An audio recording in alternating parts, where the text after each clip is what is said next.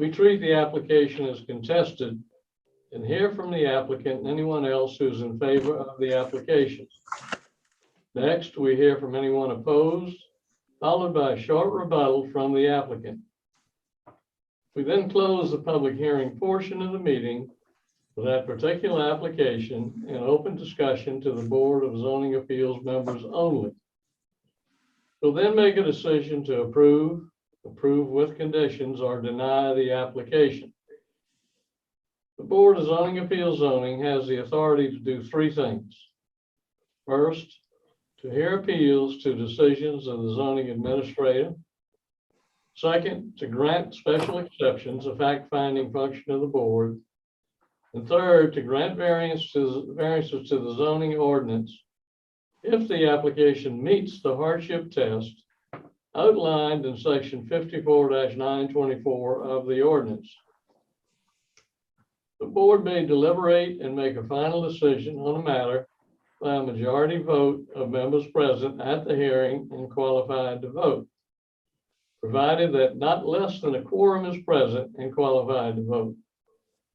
However, an affirmative vote of 2/3 of the board members present and voting shall be required before a use variance may be granted.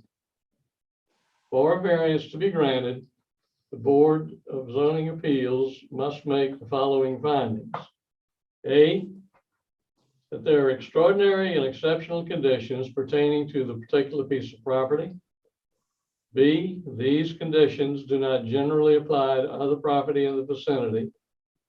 C, because of these conditions, the application of the ordinance to the particular piece of property would effectively prohibit or unreasonably restrict the utilization of the property. And D, the authorization of a variance will not be of substantial detriment to adjacent property or to the public good, and the character of the district will not be harmed by the granting of the variance.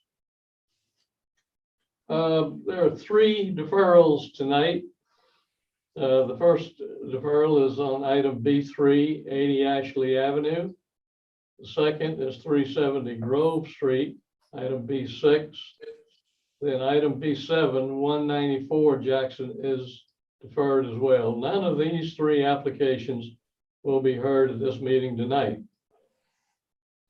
First item on the agenda is a review of the minutes of the November 2nd, 2021 board meeting.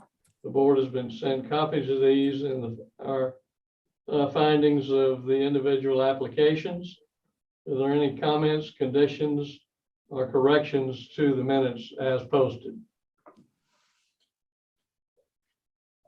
Hearing none, Mr. Morrison moves for approval, seconded by Ms. Grass. All in favor signify by saying aye. Mr. Morrison? Aye. Ms. Grass? Aye. Ms. Richards? Aye. Ms. Vargas? Aye. Mr. Bennett? Aye. Mr. Robinson votes aye. The motion is unanimously approved. Second item on the agenda is B1, 510 and 502 King Street, Cannonboro, Elliottboro. Request the first one-year extension of a vested right that expires on January 21st, 2020, pursuant to section 54-962.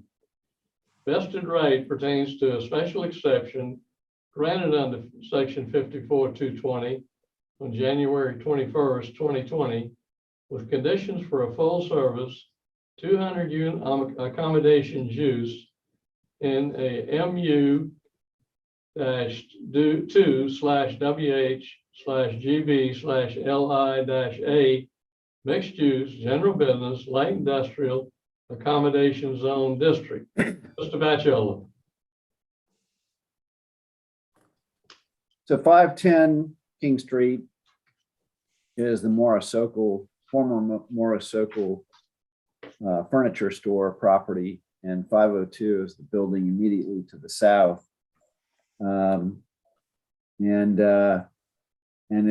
This also includes the surface parking lots to the south of 502, and then a small property that extends out to Mary Street. Those properties are all shown here on this map. And so the approval that was granted in 2020 pertains to the assemblage of these properties. So you see here the Morisoko building wrapping around that corner, and then to the south of the other properties.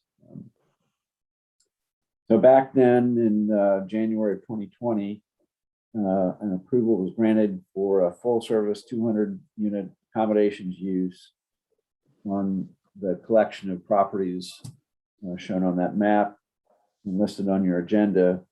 And this would be the first 1-year extension of that vested right. And nothing has changed that would prohibit the extension being granted. So we recommend approval of the extension. And no changes. Does anyone wish to be heard on this item? Hearing none, there's a motion by Ms. Grass for approval, seconded by Ms. Richards. All in favor signify by saying aye. Mr. Morrison? Aye. Ms. Grass? Aye. Ms. Richards? Aye. Ms. Vargas? Aye. Mr. Bennett?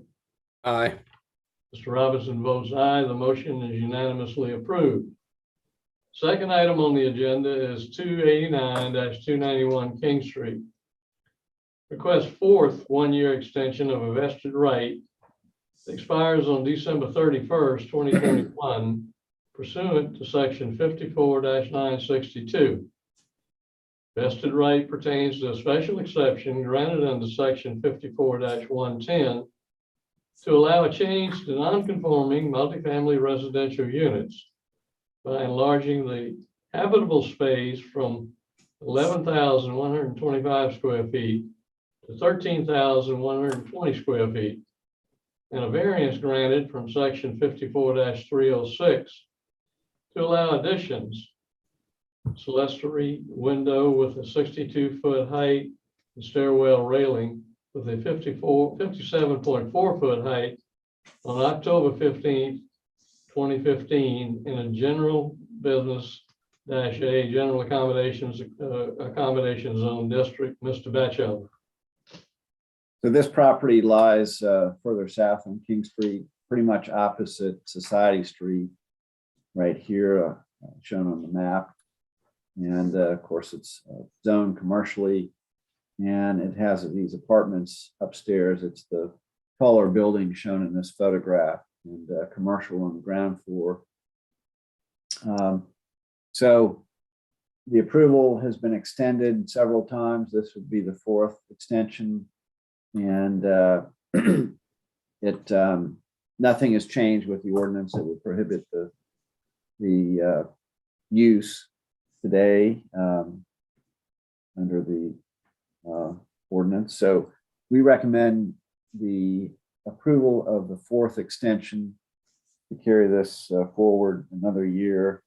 They only have 5 1-year extensions available, so they're getting close to the end, but they've still got some time. And Mr. Batchelder, is anyone present who wishes to speak on this item? Tara Romano has signed up to speak. You would She like is to- the applicant. Yes, so, that's the applicant. Nobody's yeah. signed up to speak in opposition. No, sir. Anybody in opposition? An opposition, no, sir. Hearing no opposition, Ms. Richards moves for approval, seconded by Ms. Vargas. All in favor signify by saying aye. Mr. Morrison? Aye. Ms. Grass? Aye. Ms. Richards? Aye. Ms. Vargas? Aye. Mr. Bennett? Aye. Mr. Robinson votes aye. The motion is unanimously approved. Item number 3 has been deferred. Item 4, 247 Congress Street, West Side. Mr. Bennett will recuse from hearing this item. Request to use variance after the fact from section 54-203 to allow 361 square feet of outdoor patron use area rooftop for an existing restaurant use in a DR2F diverse residential zone district. Requests a special exception under section 54-511 to allow 361 square feet of outdoor patron use area rooftop without providing required parking spaces. 4 spaces are required, zone DR2F, Mr. Batchelder. So 247 Congress Street is located on the corner of Congress and President Streets. It is located within the West Side neighborhood. And it is zoned residential, as is shown by the zoning map on your screen. The brown represents a DR2F zoning category, which is a residential multifamily zoning category. This is a photograph of the property prior to an application coming to the board in 2014 for a use variance to open up a grocery, mercantile use, and restaurant in this building. It had been vacant for a number of years, and it was in poor condition. And the group came forward wanting to purchase the building, fix it up, and open this restaurant. Primarily a restaurant. It's got some small retail space up front. And so that went before the board in April of 2014. And the board approved the use variance for the proposed use and the parking special exception because they could not provide all the required parking for the proposed use. And they granted that approval with 2 conditions. So this is the record of that approval. Both floors would be used for the restaurant space. And the hours were restricted to between 7 a.m. and 10 p.m. for the proposed use. And there was not to be any outside dining. The building at that time had a 1-story addition off the back of it. It was not historic. That was torn down and replaced by a new 1-story addition. And it has a rooftop that's been used, I guess, mostly passively as a garden space. But that was the approval from 2014. Then fast forward, so that is the building today. They spent a lot of time and effort and money fixing the building up and making it into a successful neighborhood restaurant that has many supporters, I know. This is the certificate of occupancy that was approved when they opened in 2016. So they have an occupant load of 71 people within the building. And now they've filed this application to allow them to utilize that rooftop area on top of the 1-story section of the building at the back of the building as an outdoor patron use area. Of course, they were able to use that during the COVID situation that we're currently in because the city does have some emergency provisions that allow restaurants and bars to expand and use outside space on their property or adjacent properties. So they were able to take advantage of that, but that emergency provision is going to expire in January. So they're asking for your approval to permanently be able to use that rooftop space. So this is the application that was submitted for this request and the documents that were submitted with that showing the proposal. So this recounts the history of that approval in 2014 and the track record, health considerations, and the neighborhood support that they've had. Now, I will mention that back in 2014, when this came before the board, there was not unanimous support for this proposal from the neighborhood. There were quite a few residents of the neighborhood who were opposed or concerned about this request. And then there were quite a few people, residents of the neighborhood, who were supporters of the request. So it was it was a memorable meeting because it was brought a lot of people into our meeting at 75 Calhoun Street, the former meeting space that we used to use.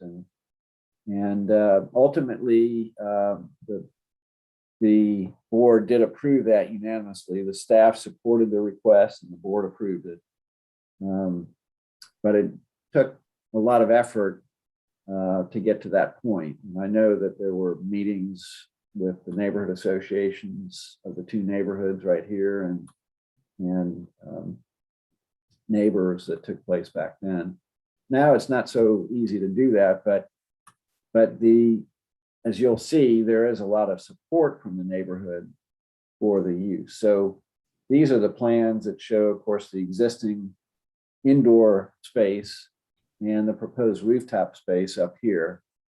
It's a small space, not too many tables can go up there, but that is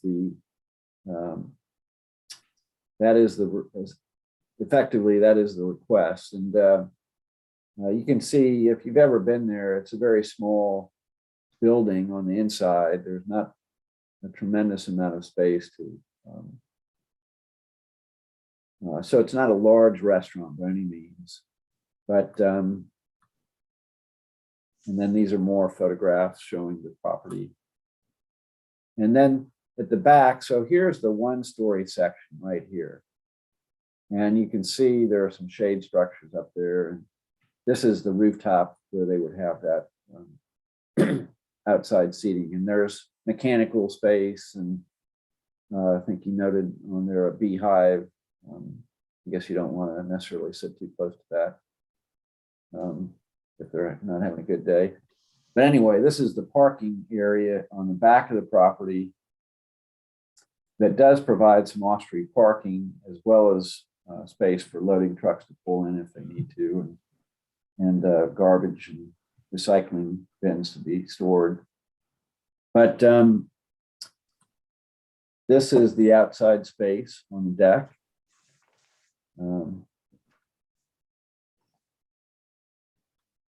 And here are the interior spaces. Really did a wonderful job restoring the building. Now, this is a map that the applicant has provided indicating with the green dots, the property owners or residents of properties that do support the request. And I think we'll let him speak and let the other folks on behalf of this application speak, because I know there's a letter of opposition that you did receive as part of your information that was sent out yesterday in advance of this meeting.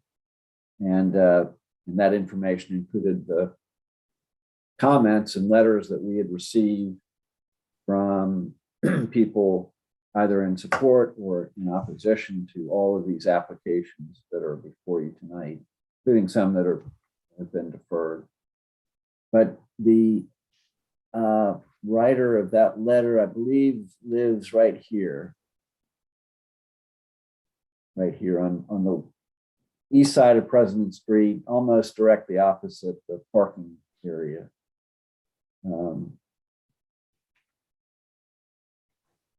So the applicants also provided with their application, and that's why they're part of the PowerPoint presentation, lots of letters from folks in support of this request. And I kind of reorganized them to place the letters for the owners of properties that were in the immediate vicinity of Harold's Cabin first. So you see 324 President Street, 307 President, 249 Congress, and I'll just go back. So immediately to the south is 307 President Street. This just gives you an idea of addresses and numbers. And then once you get up north of Congress Street, you're up into the 329 on up President Street, and that's roughly the same on the east side of President Street.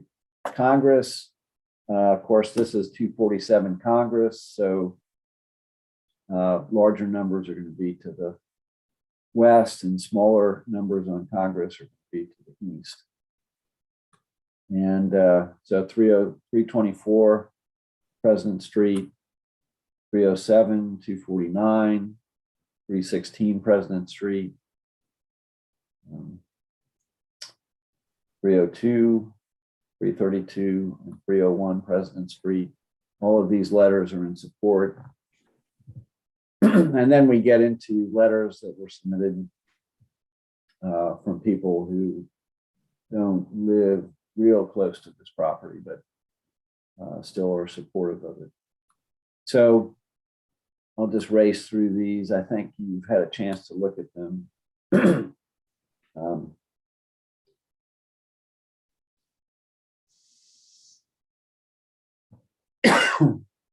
Excuse me. Many are residents of one of these neighborhoods, and that's the West Side neighborhood, south of Congress Street, and Hampton Park Terrace neighborhoods, north of Congress Street.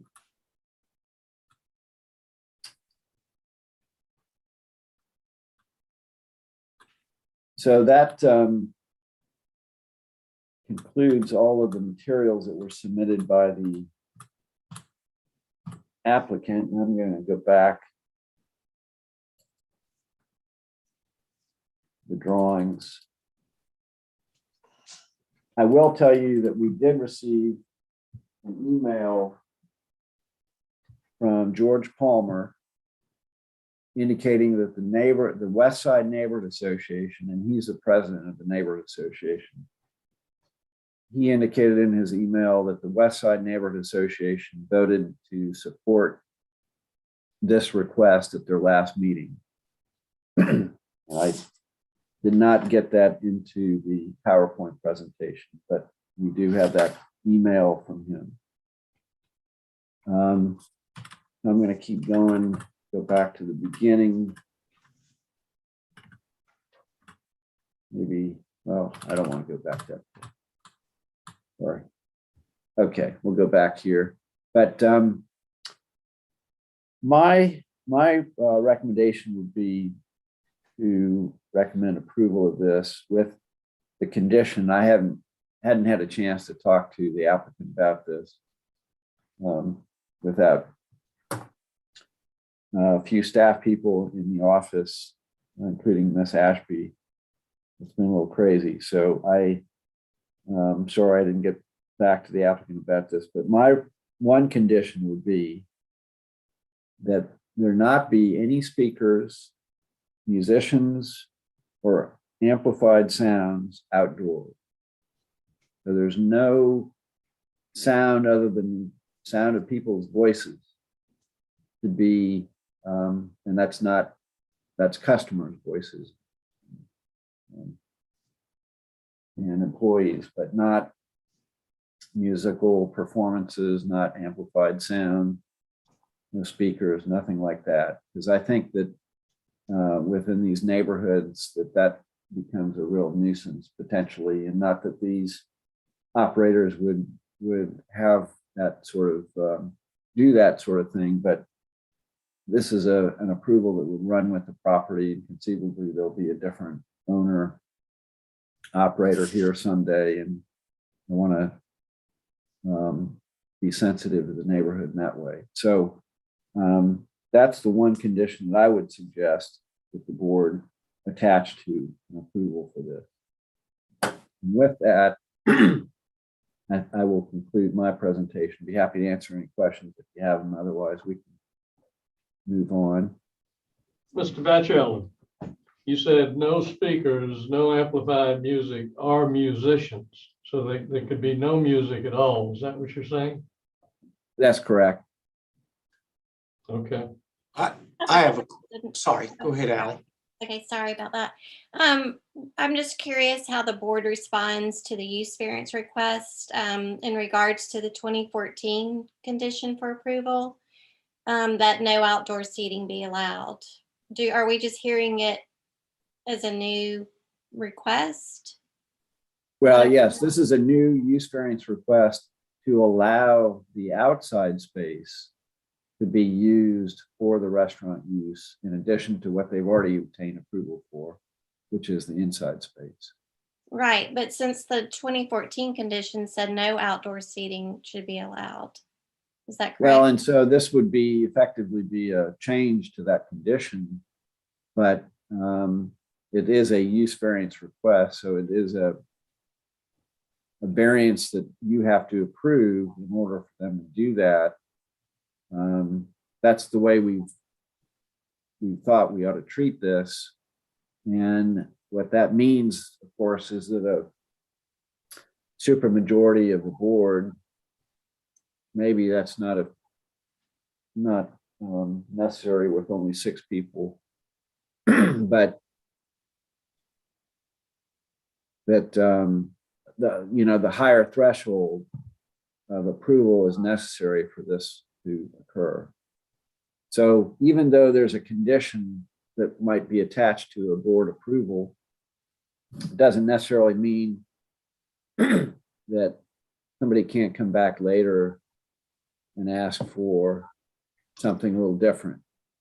And maybe we could word it so that it's a brand new use variance for the entire operation, but you still have the right to decide up or down whether you think this outdoor space is appropriate to use. Mr. Batchel, we granted the use variance. This, to me, is an expansion of the use variance. Well, I've always kind of looked at it as, okay, you granted a use variance for a specific type of use with conditions. So that, in my mind, kind of makes it a conforming use. And then if that's the case, then the provisions in the zoning ordinance deal with non-conforming uses don't apply.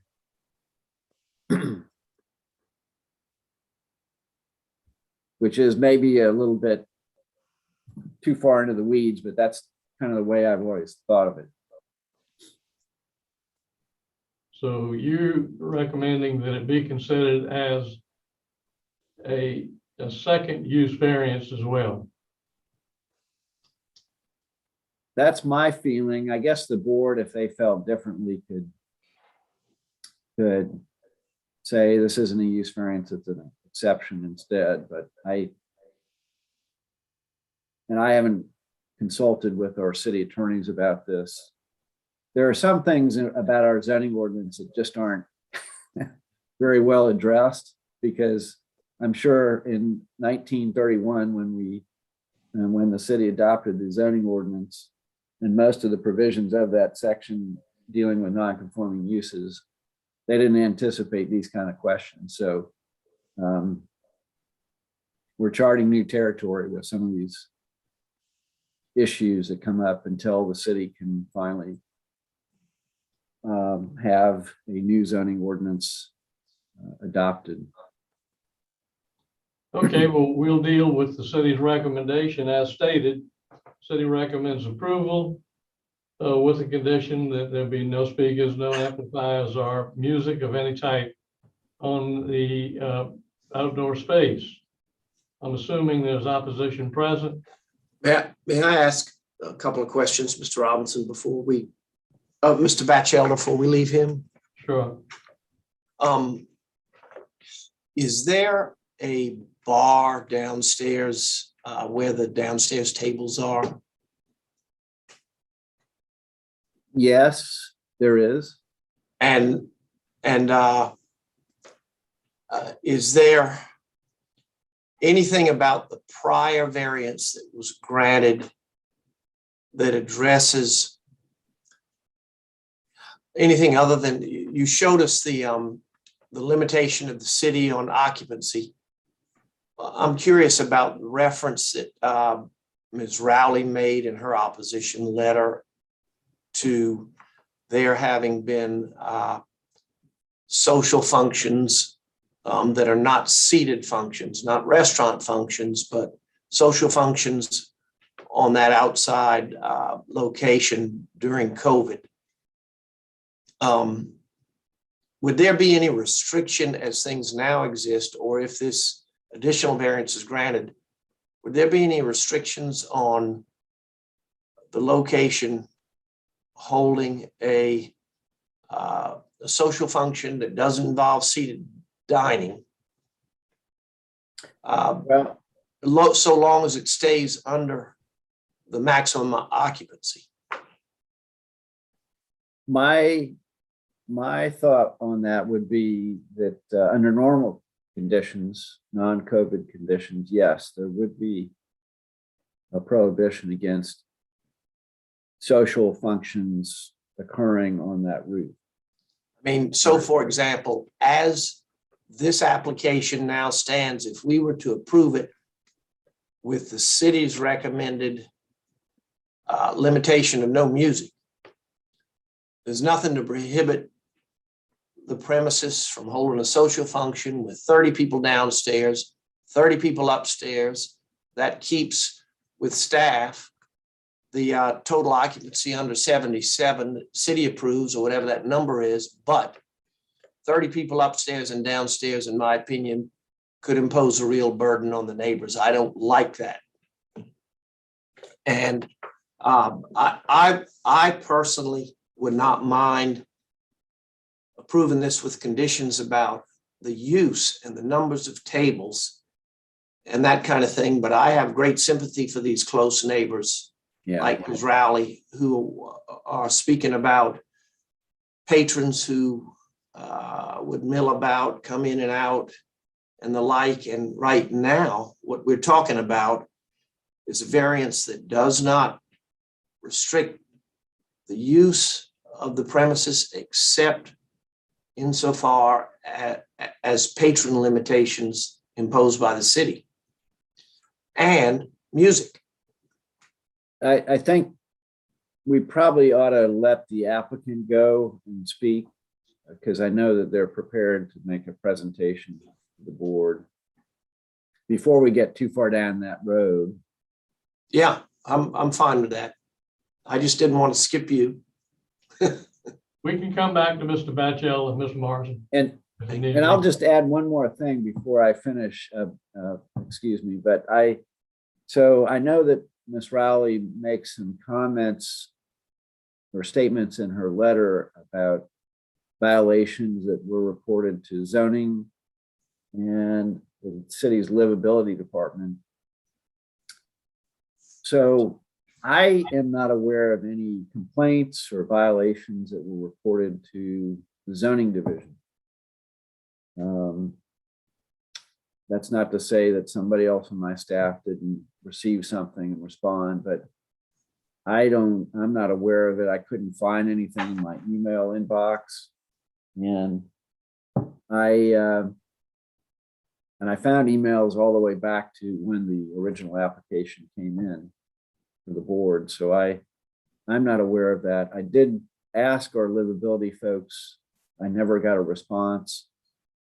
And I did check our online permitting system just to see if there was ever a complaint that was entered in that system. And I didn't see anything. That's not to say that there wasn't, but I didn't see anything. So I just want to throw that in as well. But I think we're ready to move on to the applicant at this point. In light of the context of this application, I'm going to impose a time limitation as is our procedural prerogative of 10 minutes for the applicant, 10 minutes for the opposition in total, and 5 minutes for the rebuttal. Is the applicant present, please? So I know that Mr. White is here, and if we want to promote Jay White, and before he starts, I want to ask him the other people that I think we should promote. I think John Schumacher is one of those people. I can't remember the third person that he wanted. So once Jay is on. Good afternoon, Lee. Can you hear me? I can hear you, Jay. Yeah. Great. So John Schumacher is actually cooking in the kitchen right now. So we have instead Drew Childers, who is the bar manager for Harold's, and has been there for the whole time. So if you don't mind promoting him, and I'll address the board, and then Drew can fill in on any sort of operational details that may come about as the course of the presentation goes on. And I promise it will not be 10 minutes. It'll be 40. You please allow Mr. Batchelder to swear you in, Mr. White, and Yes, please. Your other speaker. And Mr. Childers too, both of you. This is, you swear to tell the truth, the whole truth, and nothing but the truth, so help you God. I do. Drew Childers here. I do. Thank you very much. Mr. White, please proceed. Yes, thank you for your time and thank you for your service. I know firsthand what it takes, and I appreciate it very much.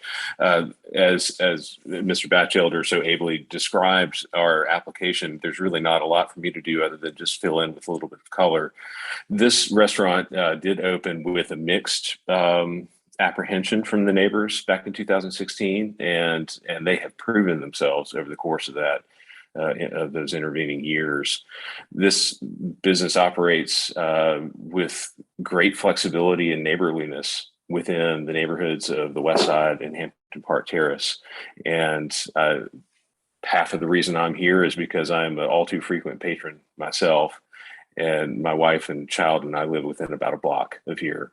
And the request is indeed to expand upon the permissions that were provided back in 2014 by adding patron seating on the roof. And that was first done during COVID times.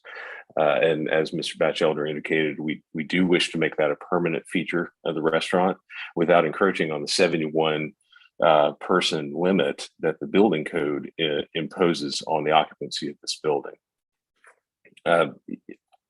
I completely understand, having been there for that memorable zoning meeting back in 14, I completely understand why the city imposed a restriction or a prohibition against outdoor dining, because no one was really sure how this is going to work. This was always a business. This always was built as a business, but it had been vacant for so long, and trying to figure out how a restaurant is going to work in a neighborhood as quiet as this one is, safeguards were necessary. And what has happened in the intervening years is that this business has proven that they are very conscientious. They are extremely solicitous of neighborhood feedback. And to that end, I've posed the question again today to the management, and there's never been any neighbor complaint about any operational issues from the restaurant at any point during its life here. Which only speaks to their conscientiousness. So with that track record in mind, we would like to make it permanent that there are 22 seats out on the rooftop. That's about all the roof space you have with the planter boxes and the beehives and so forth. And it's, when you're looking at something like this, it seems like the clear question is, well, does the neighborhood support this, or are there concerns? And the overwhelming response from the neighborhood has been very positive. And the West Side, I'm really glad that that the West Side Neighborhood Association notified you of their vote of support. We sought that and got that on the 28th of October. We also sought the same from the Hampton Park Terrace Neighborhood Association, but unfortunately they appear to be rather dormant. So we've never received any response from them, but we do have a large response from the residents of the neighborhood that are nearby. I'll stop with that because I think that procedurally you have questions to answer, but operationally this request is based upon an extreme good result from having this business in this neighborhood. That's what these provisions are intended to allow. We want neighborhood businesses that are compatible, and this one certainly is. So I'll stop there and answer any questions you may have. Any questions for Mr. White from the board? Yes, same question, please, Mr. White, that I had, Mr. Batchelder, which you may have heard. Yes. What kind of banquet use or limited banquet use or party use are you open to aside from seated dining? So in the history of the cabin, there have been special events. Those tend to be things like poetry readings, small weddings, wine tasting. Certainly nothing that intensifies the use. Because if you have 22 patrons on the roof, whether they're there for an organized event or they're there just dining on a Friday night, it's the same thing. And the city recommendation prohibiting any sort of music, amplified or otherwise, I think is reasonable to assuage any sort of concerns. But there's no expectation that this is going to become, Hibernian Hall. It's a small patron area. It can only accommodate so much. But Mr. White, what are the hours of operation at this particular point in time? By zoning, 7 a.m. to 10 p.m. By practice, 4 p.m. to 10 p.m. Tuesday through Saturday. Thank you. Mm-hmm. Any other questions? Have you ever been asked to or had one of these events, Mr. White, that involved using downstairs and upstairs at the same time? Not beyond the capacity of the restaurant as permitted by the building official. So you're never gonna. I mean, if you've been there, the notion of having 71 people in this building at all is rather stupendous. It's a very small space, and you're never going to have anything going on in that business that really intensifies the use beyond what you would have on any busy dining evening. And Jay, if I can sort of piggyback on what you're saying, ladies and gentlemen, this is Drew Childers. I'm the bar manager and one of the partners of the cabin. And Mr. Morrison, I just want to address your question specifically because I completely get your concern about the idea of while there's the rooftop could be potentially approved for 22 seats. Would Harold's Cabin put 40 people out there on an evening to have a wedding or something like that?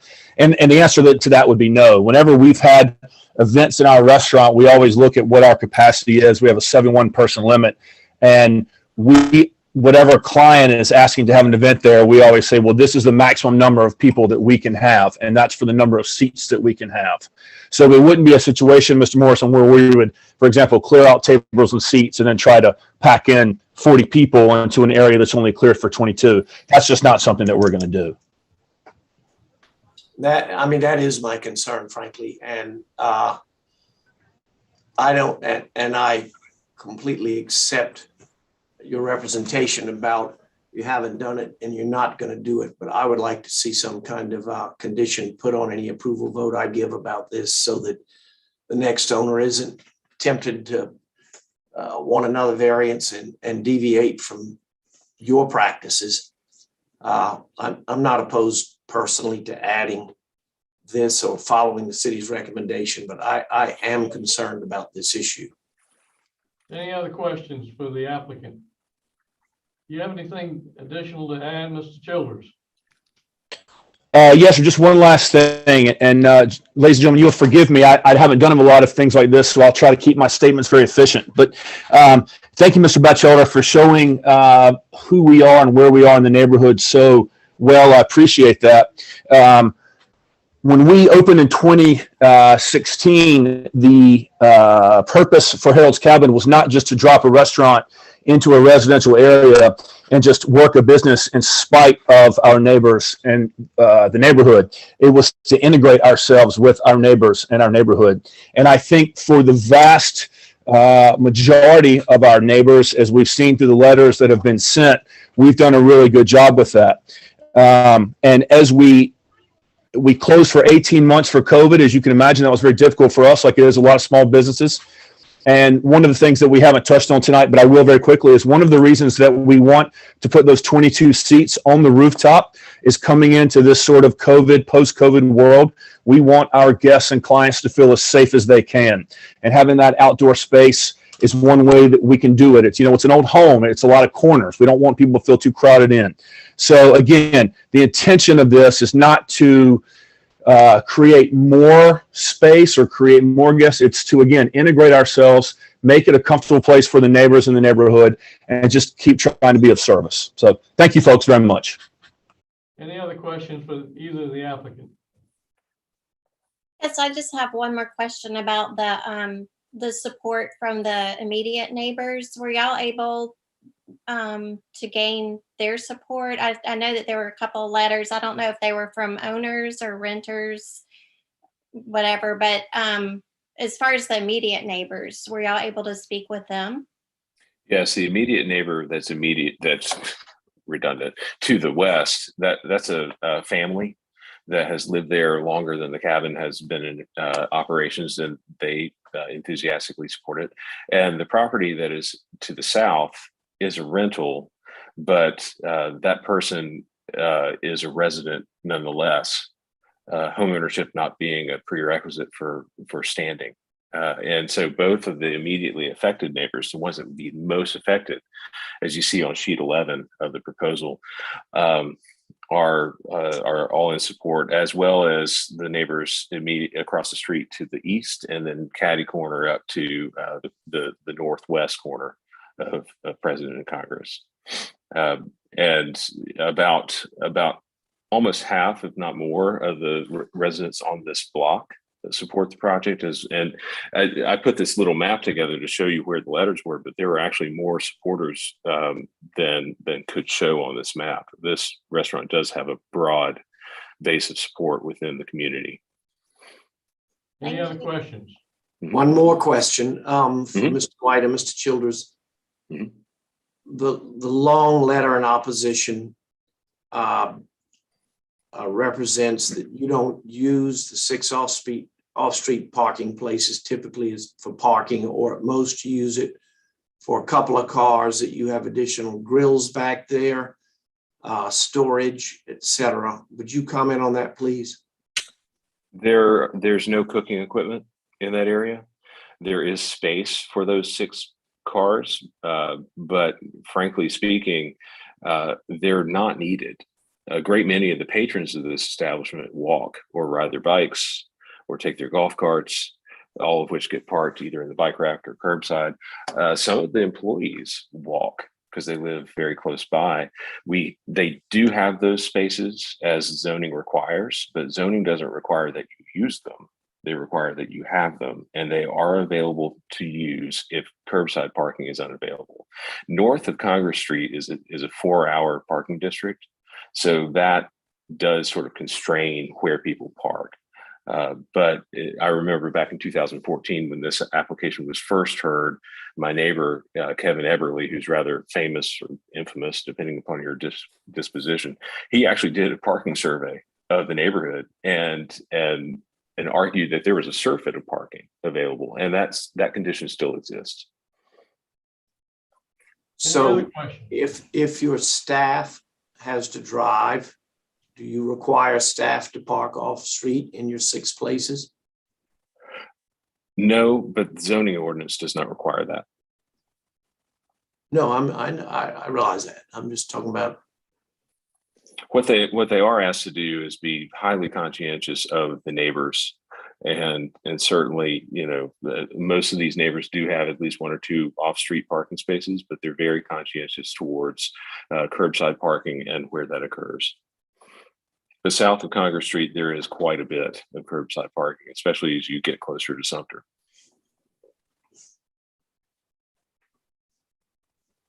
Any other questions? Thank you very much. In opposition. Thank y'all.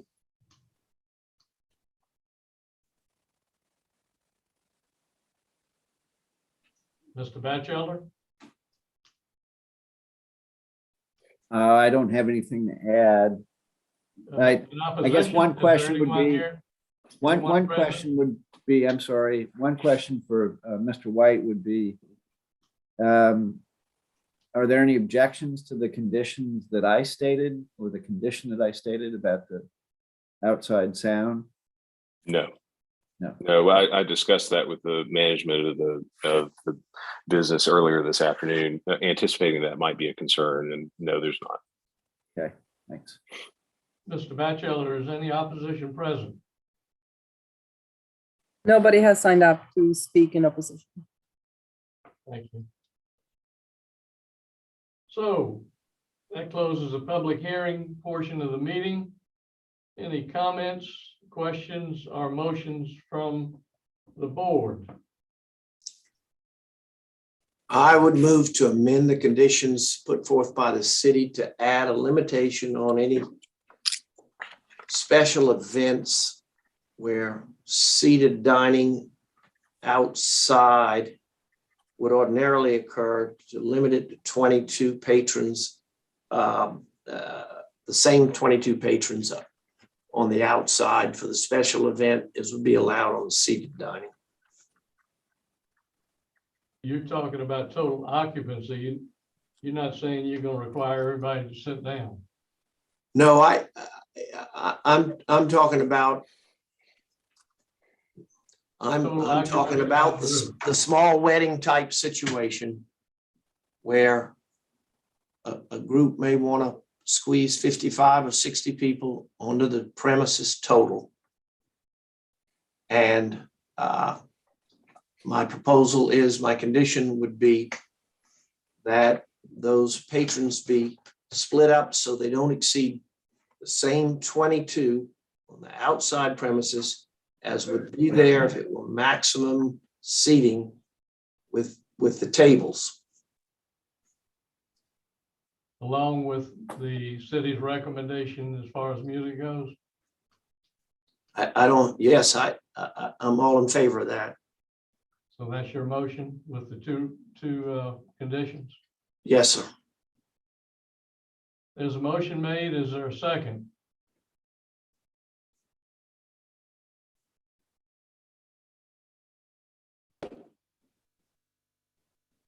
Yeah, I would second that. Moved and seconded. Any discussion? I mean, I just wanted to say that I think that as an outgrowth of COVID, I think that Charleston learned that outdoor dining was something that was beneficial and sought after. And, you know, it seems to me that they have this, you know, small logical place to sort of extend that idea and are able to make it work very well there. And I think with Hell's additional concern, I think it could work very well and sort of extend what we're coming out of after this past 2 years in a really nice way. So I think it's a good solution. I as well feel that way, and I know personally, my family feels that way. They prefer outdoor dining these days if the weather is agreeable, and I think it's a good thing to have. I think it's also of note, as Mr. Batchelder said, he has heard no zoning issues arise that have come across his desk, and they sound like there might be some livability issues. And that's difficult for us to track. That's not in our purview, the livability aspect. And I feel the same way. All those in favor of the motion signify by saying aye. Mr. Morrison, Aye. Ms. Grass, Aye. Ms. Richards, Aye. Ms. Vargas. Aye. Mr. Robinson votes aye. The motion is unanimously approved. Thank you very much. Thank you all. Y'all have a good evening. Next item on the agenda is number 5, B5. 37 State Street, French Quarter. For a special exception under section 54-110 to allow the reconstruction of a 3-story addition, kitchen, bathrooms that extends a non-conforming 0-foot south side setback and changes the non-conforming 83% lot occupancy to 82%. 7 feet required, 35% limitation. Request variance for section 54-301 to allow the reconstruction of a 3-story addition, kitchen, bathrooms with a 0-foot rear setback, 3 feet required, zone SR5. Mr. Batchelder. 37 State is within the French Quarter neighborhood. It's a residence. And located here mid-block between Queen and Cumberland Street on the west side of State. Property has a residential zoning. And is shown here. It's the middle building, middle townhouse building.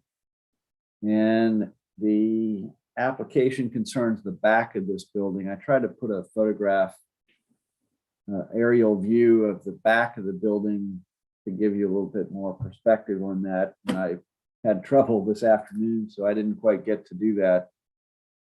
But I'm going to go through the applicant's materials because they're short, number one, and number two, they help explain what's being proposed on this small property. So here is the plan that was submitted.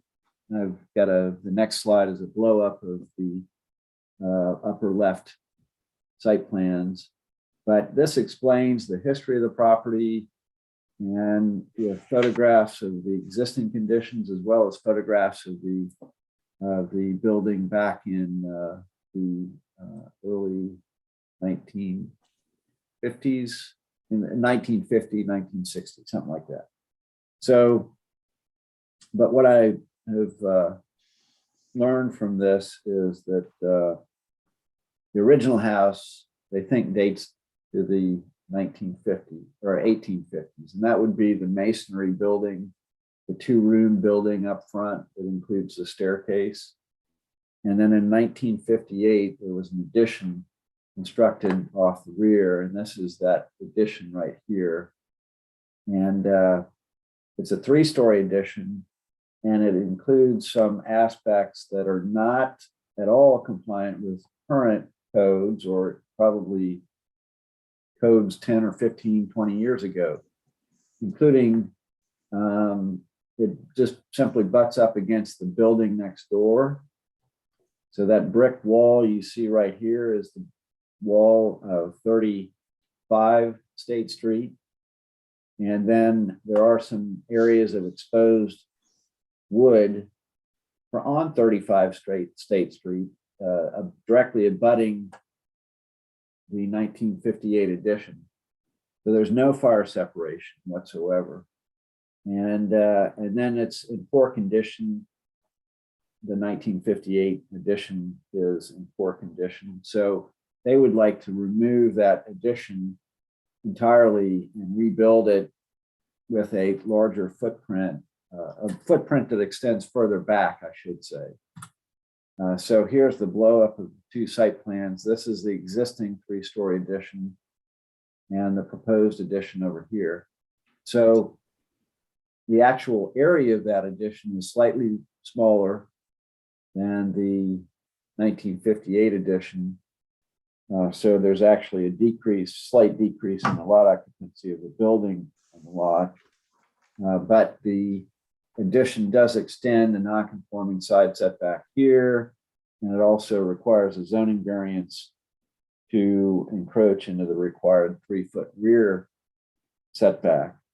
But generally speaking, it's a pretty minor change, and we're not aware of any opposition or concerns with this request. Of course, we had one not too long ago with 35 State Street where they were proposing to build a stair addition on the back of that building, which extends further back than 37 State Street. and that was approved.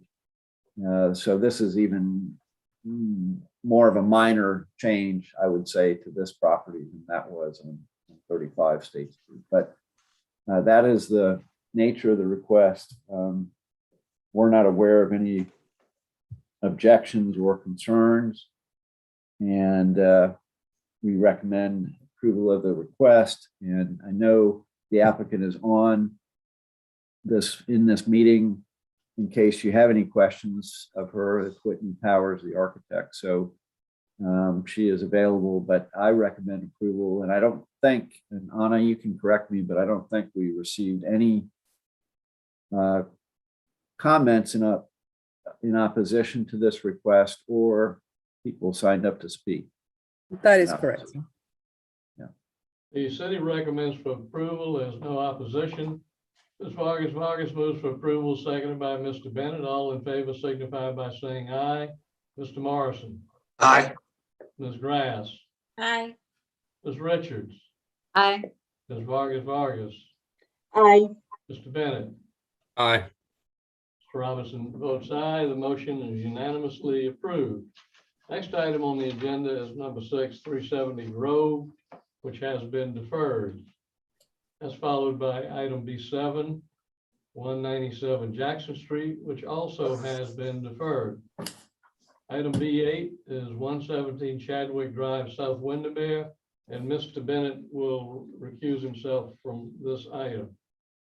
Request a variance from section 54301 to allow an existing porch to be converted to a great room and storage space having 15.1 feet rear setback, 25 feet required, zone SR1. Mr. Batchel. This is a residential property in South Windermere, shown here on this map, Chadwick Drive. And zone residential is shown here, of course. And here's a view from the street. The changes that are proposed are on the back of the house, so nothing up front, but this is a view from the street. And this is a survey of the existing house on the lot. So you see the required building setback lines shown here on with the dashed lines. There's a 25-foot rear building setback line, BSL, 9-foot sides, 25-foot front. Well, the back portion of the house, the portion that extends into the rear building setback area, that is a large sunroom porch addition, and it is not in violation of the setback rules, because we actually do allow porches, stairs, decks, those kinds of features, house features, to extend into rear building setbacks. So they can come as close as 10 feet off the rear property line. So this existing porch that extends beyond that 25-foot building setback line is actually allowed and is compliant with the zoning ordinance. What they would like to do is remove that porch addition, which I've highlighted the area approximately that they would remove. That's one large porch area. They would remove that and replace it with a smaller screened-in porch, as well as a larger conditioned floor area that is at the same floor level as the house. And they provided lots of photographs to help explain the issues, show the issues that they're having with that porch addition and why it doesn't really work very well. But I'm going to just go through a few slides briefly to kind of explain what I see and give you my recommendation, which is in support. So that's the site plan. This is a view of the back of that house. And you can see the porch very clearly in the closest part of the building, but that extends all the way across the back of the house. But again, the floor level is at grade. It's not at the same level as the house. So it's not very well suited for living space. And this is what they would like to do on the back. They would remove that porch addition and go back with a one-story addition that would be mostly enclosed space, but then include a small screen porch, deck, and stair right here. And it's the conversion of what is currently porch space into conditioned floor area that requires your approval. Because the conditioned floor area is not allowed to encroach beyond that 25-foot building setback line. So here's a floor plan just showing this is the existing porch that would be removed. And then this is the infill addition that would go back in its place. Exact same footprint. This would be enclosed space, living space here, conditioned living space. And then this is a screen porch right here. So it's this portion, the enclosed space, that really requires your approval. And this is the site plan just showing the same footprint essentially with that small deck addition, which does not require your approval necessarily because it is a porch or deck and stair. And that's in effect what they're proposing to do on this property. And there's really very little impact, noticeable impact on the surrounding properties from the changes. It's just the zoning rules and the way they apply and the way we interpret them. So that causes us to come before the board. So for all those reasons, my recommendation is for approval. And I don't believe there's any objections or concerns to this. I think that I thought I saw something that was sent earlier several weeks ago that indicated that they had talked to some neighbors and gotten their support, but I can't remember and I couldn't find it because I don't have my assistant who's critical for those kind of things. So my recommendation is for approval. He recommends approval and there's no opposition. No opposition signed up to speak, sir. Thank you. Mr. Morrison moves for approval, seconded by Ms. Grass. All in favor signify by saying aye. Mr. Morrison? Aye. Ms. Grass? Aye. Ms. Richards? Aye. Ms. Vargas? Aye. Mr. Robinson votes aye. The motion is unanimously approved. Thank you. Next item on the agenda is 115 Meeting Street. Request a special exception under section 54-110 to allow a change from a non-conforming 216 unit accommodations use to a non-conforming 218 unit accommodations use. Ordinance restricts number of accommodation units to 50. Zone GBA. Mr. Batchelder. So 115 Meeting Street is the Mills House Hotel. Here's the map showing the property at the corner of Queen and Meeting Street. It's in the accommodations overlay zone, but it is in the accommodations overlay zone with a restriction of no more than 50 rooms. That was adopted in 1997, 98. So that was a revision to the rules that allowed accommodations uses on this property with no limit on the number of rooms. And so the hotel that's been there since the late 60s, and even before that historically, suddenly became essentially a non-conforming use because it has more rooms than the 50-room cap. So, so that's the status from the zoning standpoint. This is the building that exists today, beautiful hotel. And the application that was submitted, and I'll just go through these. So the building, the Mills House Hotel that's there today was built in the 60s. And I think it opened about 1970 or so. And when it was originally constructed, it had 237 rooms. And over time, that number was reduced to 214. I think interior changes occurred where they converted rooms or expanded rooms or did other things to essentially effectively reduce the total number of rooms. And now they want to go back and create 2 more rooms for a total of 218 accommodations units.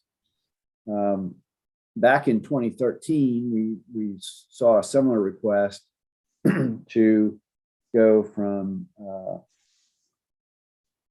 think we went from 214 rooms at that time to 216 rooms, and that was approved by the board. So now they're asking for effectively 2 more rooms for a total of 218 rooms. But these are the original plans for the hotel, and the highlighted areas, which I've blown up on the next slide, show the spaces that they would like to convert to rooms. So these floor plans, of course, show the original plumbing chases and mechanical chases where the plumbing and mechanical systems that service the rooms were located. And this is how they would, these are the spaces that they would convert back to new guest rooms or additional guest rooms to go up to 218. Again, the original plans that show those rooms, actually there were, looks like maybe 3, maybe 3.5 rooms or 3 rooms where they're proposing 2 today. These are the blow-ups of those 2 spaces. So yeah, there was a conference room space and then a room right next to that, and then 3 rooms. And you see the numbers right here of the rooms on these original plans. So that is graphically what they want to do. Here's the written submittal that was submitted by Mr. Wilson with his application, just going through the special exception test for a hotel use and answering the questions there. But the standard by which the board would make its decision is under section 54-110 of the zoning ordinance, which deals with non-conforming uses. Since this is a non-conforming hotel, they are requesting essentially to change what is now a 216 unit accommodations use to a 218 unit accommodations use. And the standard in the zoning ordinance, and I think I included that, yeah. So here's the standard, it's subsection C in section 54-110. And it's depends on a finding by the board that the proposed use is equally appropriate or more appropriate to the district than the existing non-conforming use. So that's the standard. We applied the same standard to a 1 unit increase. I think it was 1 unit, yeah, just 1 unit increase in the accommodations use for a small property on East Bay Street about 6 months ago. Yeah, 6 months ago. So I think it's the same standard here. And in my opinion, this would be equally appropriate because the change is so minimal that it really is diminutive or de minimis. I guess that's the term, the Latin term that I would say. But so I think it's equally appropriate. It certainly meets that test, and I recommend approval of this. City recommends approval. Is there opposition present? No opposition, no sign, nobody signed to speak in opposition. So Any questions from the board?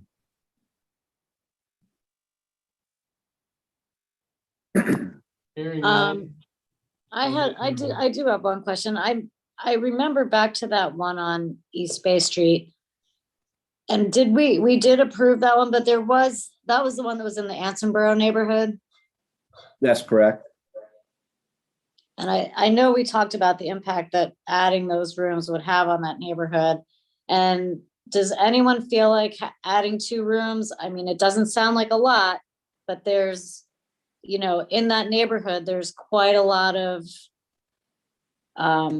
tourist traffic and increased congestion in that area. I'm just wondering if anybody else thinks that, you know, it's not equally appropriate or more appropriate, that in fact, it could be detrimental to the surrounding neighborhood.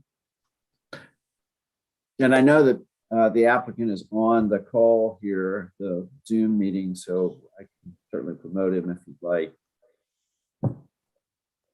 Yeah, I just wondered if any of the other board members had any thoughts along those same lines. I mean, you know, I hear your question, Bob, and what worries me is if there's slow but steady compression of rooms, so we get applications for two new rooms every 3-4 years. We have no way of knowing that, but I'd be concerned if there were a pattern of it, frankly. On this particular application, I see it, as Mr. Batchelor characterized it, as being de minimis. Is there any consideration given to the fact that it was previously 237 rooms when it was constructed? I think that's worthy of note, Mr. Bennett. Right. Saying that. Yeah. I mean, I just think it's important as we go through these that we do our due diligence in recognizing what the impacts are on the surrounding neighborhoods. And I agree. I think that this is, you know, probably fine. It's only a couple of rooms. I just think it's something we need to be mindful of as we go forward in discussing these applications. I Are there any agree. motions from the board? I just wanted to say I agree with y'all, but, and I felt like Mr. Wilson's response to the test was very thorough too. I thought he did a good job with that. It answered some of my questions as well. So, but I understand what you're saying as well. Are you prepared to make a motion, Ms. Grass? I'll move for approval. Is there a second? I'll second. All in favor signify by saying aye. Mr. Morrison, Aye. Ms. Grass, Aye. Ms. Richards, Aye. Ms. Vargas, Aye. Mr. Bennett, Aye. Mr. Robinson votes aye. The motion is unanimously approved. Next item on the agenda is B10, 210 Gordon Street, Wagner Terrace. Request of a special exception under section 54-110 to allow a 2-story addition that extends a non-conforming 5.94 foot east side setback 9 feet required. Request a variance from section 54-301 to allow a 2-story addition with a 3-foot rear setback 25 feet required, zone SR2, Mr. Batchelor. This is a house in Wagner Terrace. And back in 2019, an application came before the board for an addition, a rear addition to the house that was that's very similar to what's being proposed tonight. That addition was approved with one exception, that they had to meet the side setback on the west side of the property and downsize the addition a little bit. So it was approved, but the applicant never moved forward, and it expired, and they've since revised the plan slightly. So that's why this is back before you again tonight. So the property sits on the north side of Gordon Street in an area where you see that there are, the block is normal size, but there's no street. There's 3rd Avenue does not extend beyond or behind these lots. And so this owner owns the property behind them. And you see how some of those other properties have changed over time too. Originally, I guess the plan was to extend 3rd Avenue, fill in the marsh, extend 3rd Avenue and build homes on the north side of this block, but that never happened and it won't ever happen in the future. So this is the condition we're left with. Here's a view of the home from the street. This is 210 Gordon Street. The application was filed and their site plan. So on the left is the existing conditions and on the right is the proposed. So they would remove this shed back here and remove this part of the house back here at the back, and then go back with a 2-story addition in roughly in this location right here. So they would be extending the non-conforming 6-foot east side setback over here with this addition, coming within 3 feet of the rear property line on the back. But of course, they own this property behind them right here, this lot, which does not have access to 3rd Avenue because there's no street there. And then they would meet the 9-foot west side setback here on the plan. So that in effect is the new footprint of the house with that addition. Here are the plans. So that's looking at the back of the proposed addition. So it's basically it's a 1.5 stories, I guess I should say. And and so this is the side that would meet the 9-foot side setback, and over here is the side that would be extending the existing house non-conforming side setback. And floor plans just showing more detail about what they're proposing to do.